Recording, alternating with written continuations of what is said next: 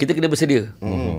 Kita tak tahu. Pemarkahan dia macam mana? Pemarkahan dia, ni pun ada sejarah juga. Okay. Debat universiti ni berubah sistem markah sebab saya. Kenapa? Sebab dulu bila saya ingat debat kefahaman, debat anjuran Yayasan Pembangunan Ekonomi Islam YAPIM. Entah macam mana bila lawan debate tu, saya ingat lawan dengan tim mana masa tu. Hakim tu bagi markah. Saya 100, second speaker yang seorang tu dapat 99, seorang 98. Sikit sangat miss dia. Lepas tu yang orang lain tu semua 60, 70. Okey, jauh. Tim lawan lah.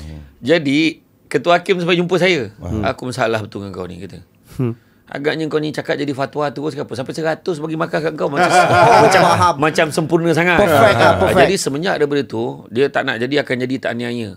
Dia tak ada lagi dah buat sistem macam kan sistem liga, tak ada. Dia buat sistem power match nama dia. Sistem power match tu macam contoh kita susun random dalam komputer tu. Kalau contoh ada satu universiti ada hantar 3 tim. So contoh UiTM A, UiTM 1, UiTM 2, UiTM 3 kan. Dia susun rap 30 kedudukan ni. 1 lawan 2, 3 lawan 4, 5 lawan 6, 7 lawan 8, 9 lawan 10, sampailah 29 lawan 30. Kemudian bila dah lawan, keputusan tu dia susun balik 1 sampai 30. Baik. Susun 1 sampai 30. Dia buat 6 round, jadi 8 yang teratas akan pergi quarter. Sampai boleh survive. Jadi siapa yang kalah mula duduk bawah kadang-kadang, tiba-tiba dia last kali dia masuk top 8. Jadi dia lebih ada. Dan satu lagi, dia buat sistem permarkahan, ada markah minimum, markah maksimum.